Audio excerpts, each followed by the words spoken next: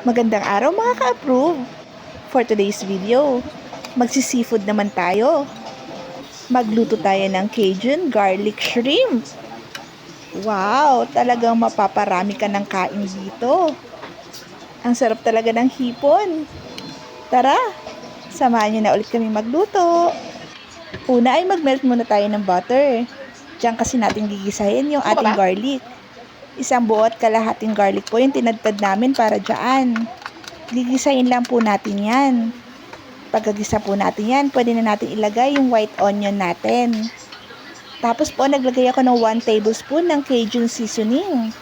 Ayan po, haluin lang natin. And then, ilalagay na natin yung hipon. Inasinan na po namin yung hipon na yan para may lasa na.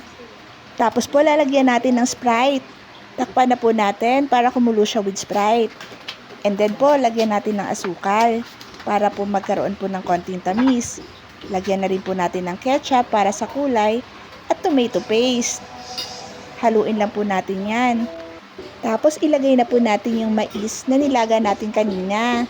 Haluin lang natin yan para po mag-coat yung sauce sa shrimp at mais.